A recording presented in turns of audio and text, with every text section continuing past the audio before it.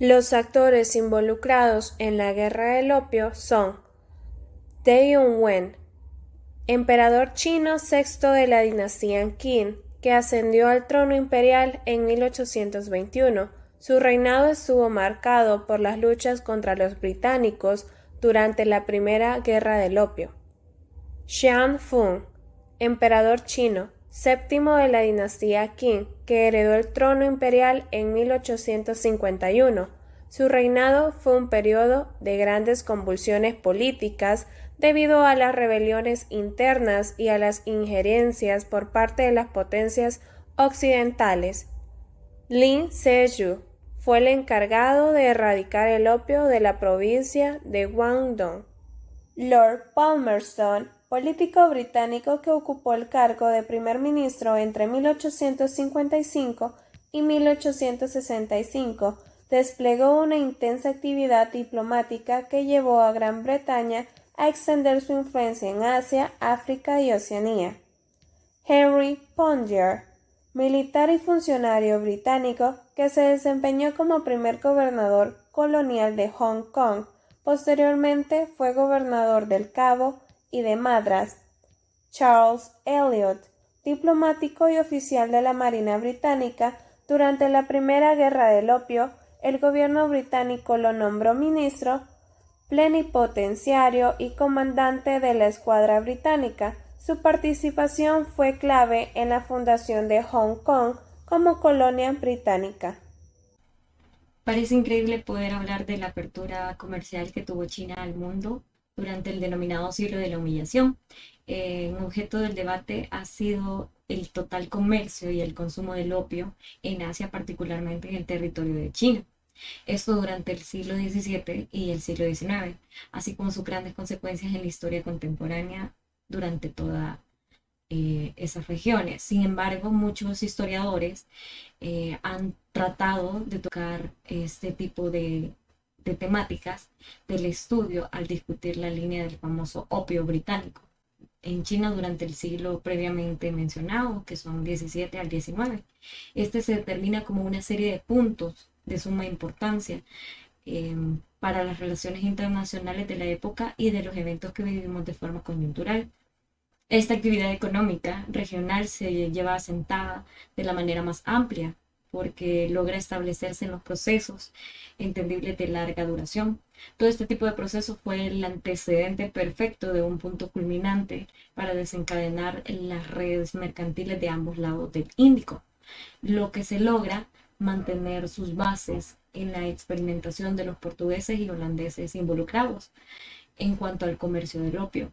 Esto sirve como un producto de distribución, se podría decir, masiva en la mercancía capaz de tener un alcance inoportuno dentro de las relaciones comerciales de este tiempo.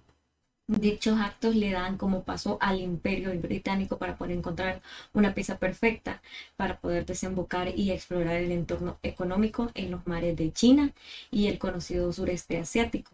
Esto es caracterizado por el papel central del imperio Qing en los intercambios comerciales gracias a los cambios producidos en el consumo del opio durante el siglo XVII, lo que provocó la introducción del tabaco en Asia. Viene desencadenando de un producto a otro. No podemos dejar de lado también el control de los recursos y la supremacía económica que se puede derivar del comercio, que como siempre fueron fuertemente tensionados a reabrir una economía denominada por Gran Bretaña.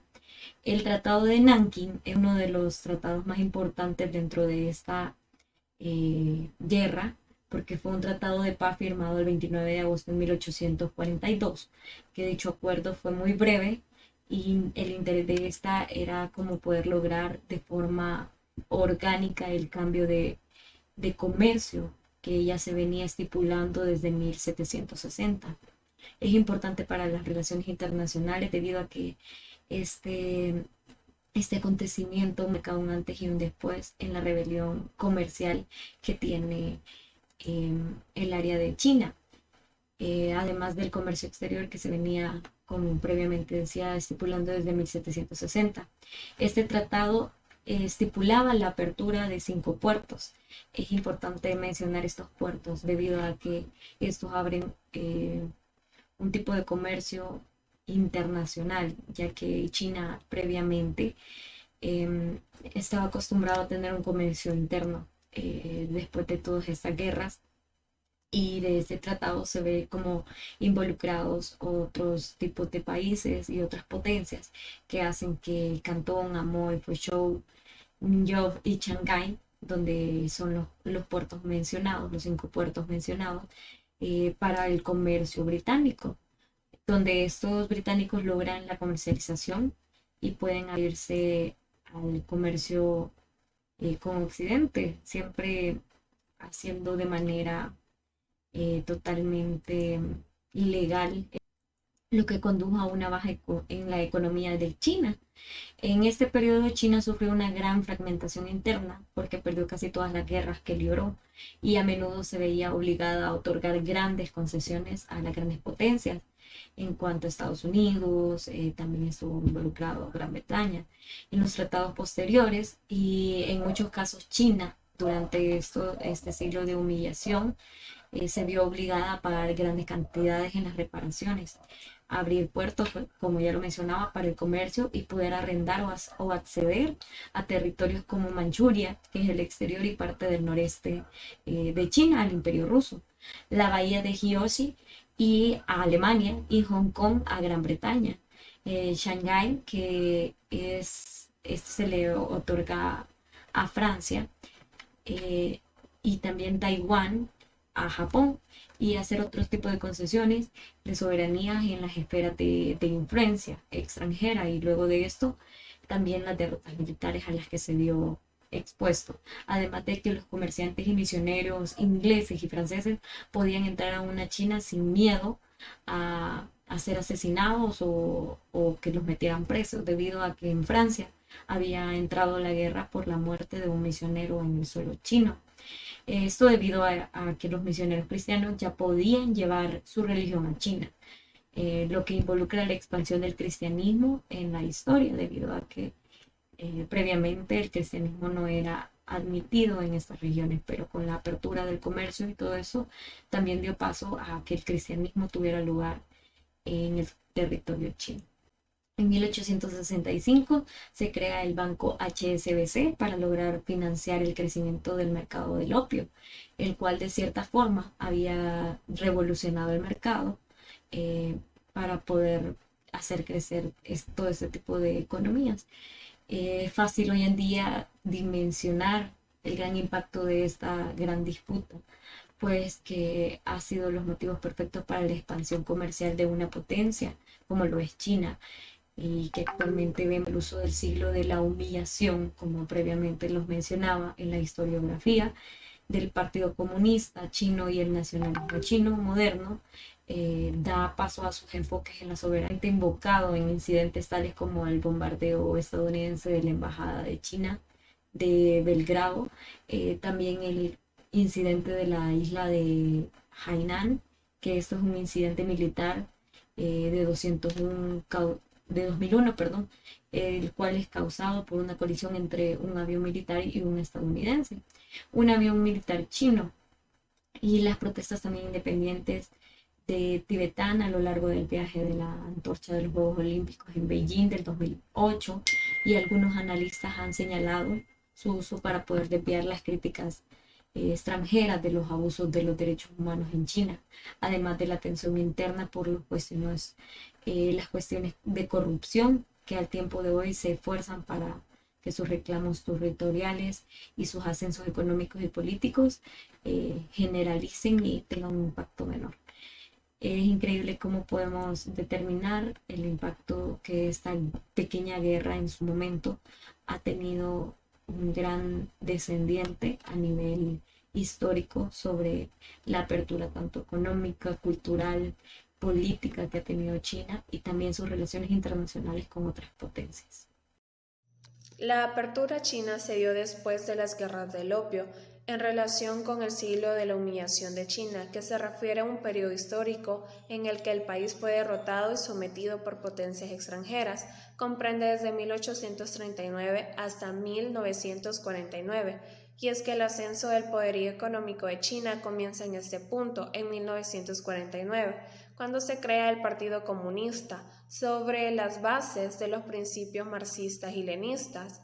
El comunismo ruso fue quien apoyó a este partido ofreciendo ayuda económica.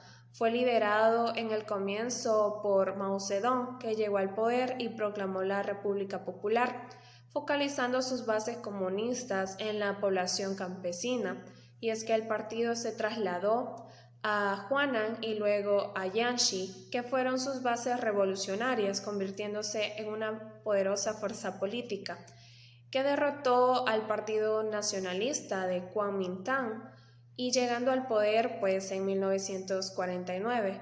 Este nuevo gobierno eliminó la propiedad privada y las políticas de Mao se basaron en lo que se convirtió en el plan que activó en 1958, que se llamó el Gran Salto Adelante, con el objetivo de convertir a China en una sociedad más industrializada y transformar la agricultura desde una perspectiva comunista, pero su plan fracasó. Este plan económico fracasó, provocando 3 años el periodo de la Gran Hambruna, pero en 1966 Mao lanzó una nueva campaña, la llamada Revolución Cultural, que tuvo en la mira intelectuales y rivales dentro del Partido Comunista, reclutando a los guardias rojos encargados de atacar a los oponentes del partido.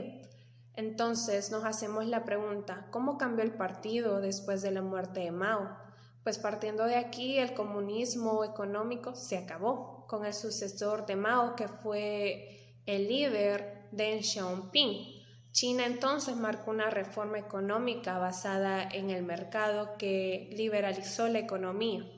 Entonces, para 1978 presentó una política de reforma y apertura, implementando lo que es el libre mercado, que trajo a empresas extranjeras a China, descentralizó el poder y abandonó las ideas de propiedad privada.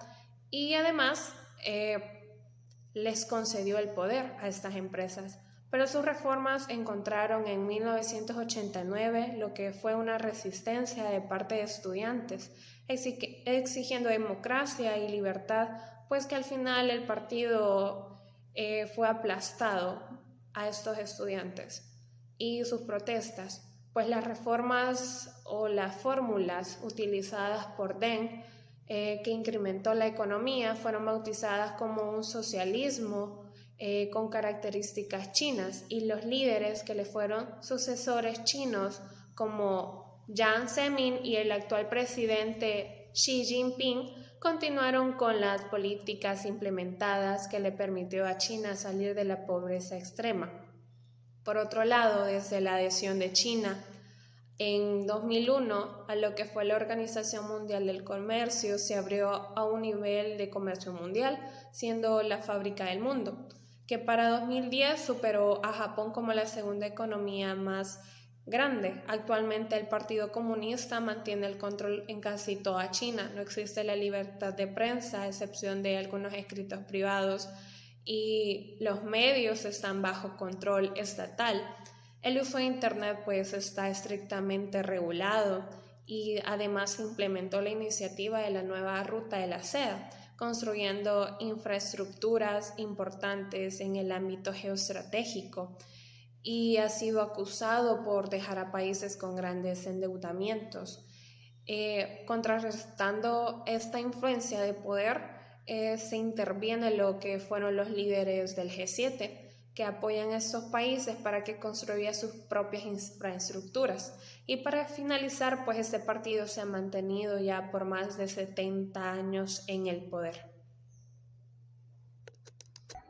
El conflicto del Canal de Suez. Primero partimos de sus antecedentes. La inauguración y creación del Canal de Suez surge ante la iniciativa de un grupo de intelectuales franceses que, promovidos en la construcción de un canal en el istmo de Suez, fue negociado un acuerdo entre franceses y egipcios, pero no fue hasta 1854 cuando el diplomático francés Ferdinand de Lesseps obtuvo del gobernador otomano de Egipto, Mohammed Ali, el permiso de construir un canal en el Istmo de Suez, abierto al tránsito internacional bajo protección francesa y egipcia. El canal pues vería inaugurado el 15 de noviembre de 1869. 2 días más tarde navegarían los primeros navíos atravesando el canal. Francia pues lograría en 1856 la construcción de su primera empresa, la Suez Canal Company. Esta recibió un contrato de arrendamiento por 99 años para construir y explotar el canal. Francia pues tendría el control del canal hasta 1968 según lo acordado. Posteriormente se daría la crisis egipcia de 1875, donde en un primer momento pues el canal quedaría a manos de empresarios franceses y también de los egipcios bajo tutela del Imperio Otomano. Estos dos últimos, ante las dificultades financieras, pues pusieron en venta sus cuantiosas participaciones. Aquí haría la aparición la corona inglesa del Imperio Británico, donde en un primer momento se opuso a la construcción de dicho canal, ya que había amenazado sus intereses coloniales en África, Asia y el Medio Oriente. Pero en 1875 los egipcios y otomanos, ante las dificultades de deuda con Reino Unido, cedieron sus acciones en la Compañía del Canal a la corona británica. Esta pues se convirtió en la gran accionista del canal, administrando y recaudando gran parte de los cuantiosos pagos por el paso de navíos en sus aguas, dejando de lado los intereses egipcios y franceses. La cuestión del canal pues se transformaría en los años venideros en debates políticos internos a fines del siglo XX y la primera mitad del siglo a fines del siglo XIX y la primera mitad del siglo XXI, cuando casi todas las fuerzas políticas plantearon la nacionalización del canal en Egipto. Posteriormente se daría pues la ocupación militar en Egipto por Reino Unido, que en el año de 1882, con el fin de asegurar el comercio con sus colonias de Asia, optó por la fuerza militar, que tras la batalla anglo-egipcia y su victoria, Egipto se vuelve un protectorado británico. Posteriormente, el gobierno francés propone a las principales potencias europeas la celebración de una conferencia internacional para discutir una reglamentación definitiva que garantice el libre uso del canal de Suez. Y pues esto sería la antesala a la Convención de Constantinopla. Es un tratado internacional firmado el 29 de octubre de 1888 por los imperios coloniales de la época, con el objetivo de aclarar la neutralidad del canal de Suez durante guerra y paz, estableciéndose como zona desmilitarizada, extendiéndose a 3 millas alrededor de él, así como la libre circulación sin distinción de bandera. Posteriormente, la Primera Guerra Mundial, a inicios del siglo XX, fue un hecho histórico de gran trascendencia que viene a configurar gran parte de la configuración geográfica y sobre todo la influencia del Imperio Otomano sobre territorios árabes, junto con los territorios importantemente circundantes al Canal de Suez, y su debilitamiento y disolución definitiva hasta 1922. Pues en este contexto, Reino Unido pues concedió la independencia a Egipto en 1922, pero se instauró un protectorado corto entre 1914 y 1922, conocido como el Sultanato de Egipto, gobernado por instituciones egipcias que responden a los intereses del Imperio Británico. Luego se daría un acuerdo secreto, denominado Sir Mark Sykes, en el año de 1916, que se negocia 2 años antes de la finalización de la Gran Guerra por el diputado británico Mark Sykes con el representante diplomático Franz Charles George Picot. Este acuerdo pues pretendía repartir los territorios geoestratégicos y los puertos fundamentales para el comercio mundial.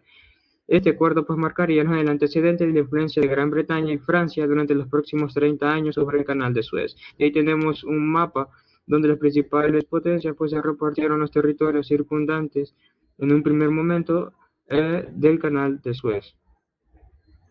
Luego se daría la conferencia de San Remo en la ciudad italiana de San Remo, del 19 al 26 de abril de 1920. Esta conferencia vino a legitimar el acuerdo Sykes-Picot que fue establecido en el artículo 22 del Tratado de Versalles, o sea, fue añadido a este Tratado de Versalles, en el cual la ratificaron los aliados de la Primera Guerra Mundial, donde se legalizó los repartos territoriales, que formaron parte de la partición del moribundo Imperio Otomano, previamente acordados por Francia y Reino Unido. Las repercusiones de la Segunda Guerra Mundial, pues, estallarían periódicamente en las ciudades egipcias manifestaciones exigiendo el retorno del canal, producto de la retirada militar británica entre 1945 y 1956, también por el declive del Imperio Británico, que por años había defendido esos intereses de Occidente. Ahora le resultaba imposible atender sus dominios, donde nunca el sol deja de brillar. Los actores involucrados pues, en el conflicto futuro pues lo protagonizaron los ejércitos de Egipto contra Israel, Francia y Gran Bretaña. Se produjo a consecuencia de la nacionalización del Canal de Suez por el dirigente egipcio Gamal Abdel Nasser en 1956. Esta alianza entre dos estados europeos e Israel pues respondió a intereses comunes, económicos, comerciales y políticos. Continuando con el desarrollo de este tema, tenemos que el desarrollo de los hechos de lo que es la Guerra de Suez tuvo sus inicios cuando las tropas israelíes llegaron a la península de Sinaí y la Franja de Gaza.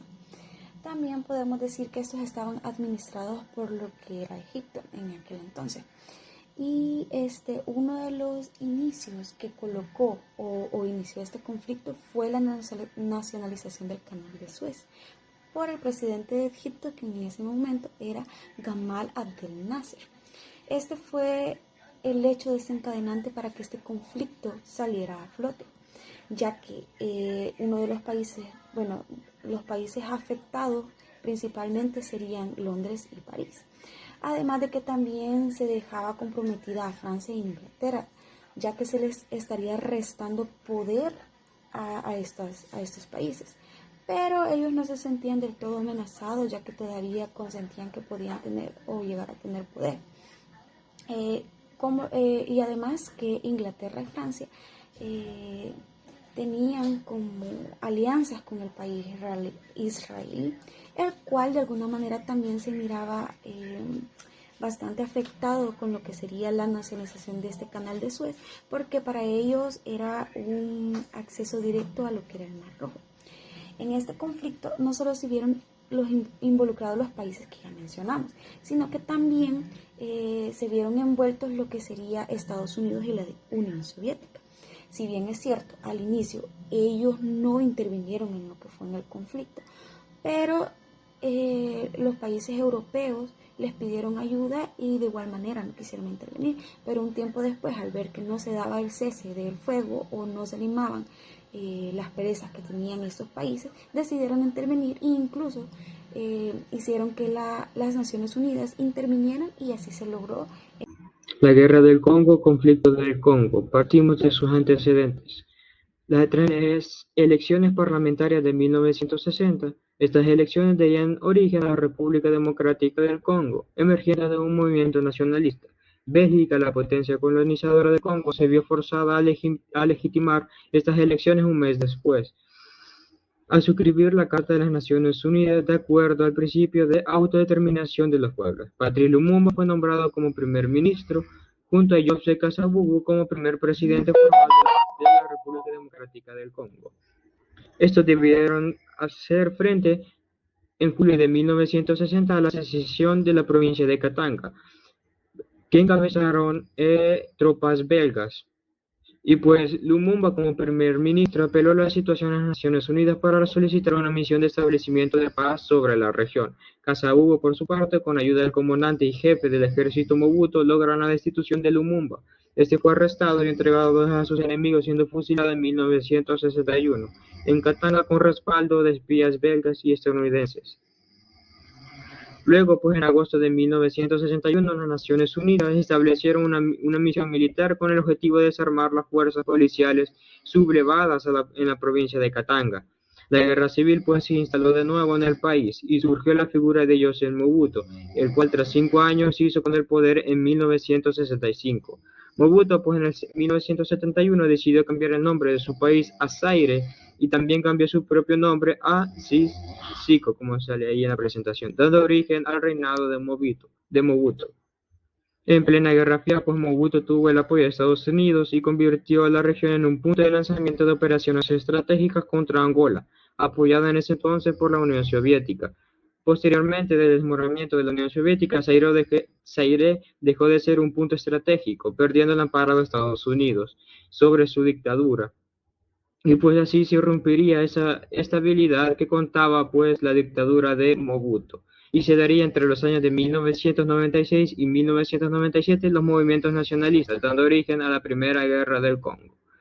La masacre pues en Ruanda de 1994 se daría de la minoría de los Tutsi, que se habían hecho de los cargos principales del gobierno, tanto en Burundi como en Ruanda, y eran apoyados pues por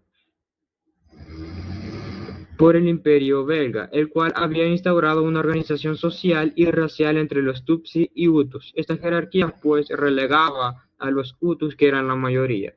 Pues tras la Revolución Ruandesa, tras la finalización de la Segunda Guerra Mundial, los Hutus pues obtuvieron el poder e iniciaron el proceso de la democratización e independencia de Burundi y Ruanda, iniciando los conflictos y los asesinatos y exilio contra los grupos étnicos tutsis. Y pues unos 800.000 personas de origen tutsi fueron asesinadas y 2 millones de personas huyeron del país. Estos hechos pues influenciaron el inicio de la primera fase del conflicto en la RDC o la República Democrática del Congo o en Zaire. Entre los actores involucrados pues tenemos a Ruanda, Burundi y Uganda que desestabilizaron los frentes de la región de la República Democrática del Congo. Y pues todo este conflicto se extendería por todo este territorio, esas luchas étnicas. Y los combatientes pues venían de 9 naciones distintas, además de existir dentro del país 20 facciones armadas distintas. Considerando la segunda fase, la de mayor envergadura, llamándose así como la Primera Guerra Mundial Africana o Gran Guerra Africana, debido a la implicación de varios países de la región, pero principalmente fueron afectados Zimbabue, Angola, Sudán y Libia. De nuestro compañero, continuando con el desarrollo del tema de la guerra del Congo, hablaremos un poco acerca de cómo se desarrollaron los hechos en este conflicto. Para esto tenemos que este conflicto no lo podemos tomar a la ligera, ya que este se desglosa en 3 partes. Y tenemos el primero, que es el primer conflicto, el cual tenía como objetivo la destitución del presidente Mobutu, el cual prácticamente se logró, dejando en el poder a Kabila. Y eso nos lleva al segundo conflicto, el cual después de lo que fue la Segunda Guerra Mundial es catalogado como uno de los conflictos en el cual se dejó muchas víctimas y fue catastrófico en la historia.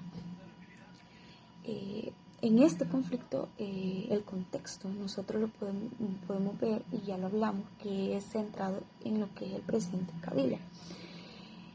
Pues al llegar al poder, empezó a hacer lo mismo que criticaba de Mobutu. Empezó a centralizar, o al menos a querer centralizar lo que era el poder, por lo cual lo que eran sus aliados, de alguna manera, ya no creían en lo que él decía y se fueron a bando contrario. Y querían hacer lo mismo que él hizo con Mobutu, que era quitarlo del poder. Pero en el año del 2001, murió asesinado, dejando o ocupando el poder quien era su hijo, Joseph Kabila, que nos lleva a lo que es el tercer conflicto. Y el contexto de este tercer conflicto es en lo que estaba centralizado los primeros 2, pero en se vino como ya a catalogar en sí que esa era la intención y que era la explotación de los recursos. Cuando ya estaba en el poder Joseph Kabila, él reconocía lo que su padre había hecho mal y se dio a conocer que la centralización de este conflicto en general era que los países querían los recursos que el Congo tenía, ya que al ser un país en el que estaba ubicado geográficamente de una manera estratégica, los demás países querían gobernarlo o obtener recursos, ya que, como citando que el mismo COVID-Ana declaró, la guerra del Congo se libra por el control de las riquezas naturales. Y dicho de otra manera, sabemos que los recursos son un medio de financiamiento para poder continuar con este conflicto o para poder obtener el poder. Un país que controla recursos es un país poderoso. Y eso sería prácticamente cómo se desarrolló este hecho.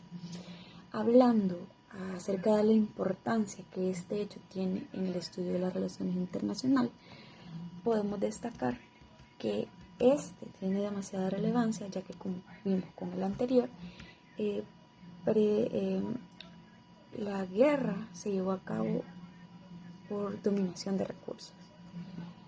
Además de estar en una posición geográfica demasiado estratégica, por lo cual los países como Uganda, Zimbabue, Angola y otros más querían alargar este conflicto para poder obtener o quedarse con los recursos. Y esto es de relevancia internacional porque no solo afecta a un país, sino que afecta a la gran mayoría. Además también de demostrar como los lazos de cooperación entre los países, ya que no solo se miraban involucrados ellos, sino que también en su momento, si esto continuaba, también se iba a ver involucrado. La importancia para el estudio de las relaciones internacionales.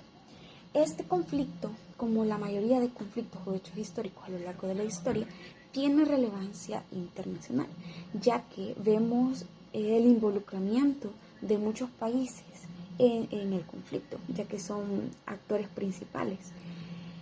Incluso en este conflicto podemos ver la intervención de las Naciones Unidas para poder llegar a un acuerdo y que los países puedan mantener la calma o llegar a una paz. Además de que las medidas que un país, que en este caso sería Egipto, con la nacionalización del Canal de Suez, no solo se afectó a él hablando económicamente, sino que también afectó a otros países. Por lo tanto, tiene afectación y relevancia internacional.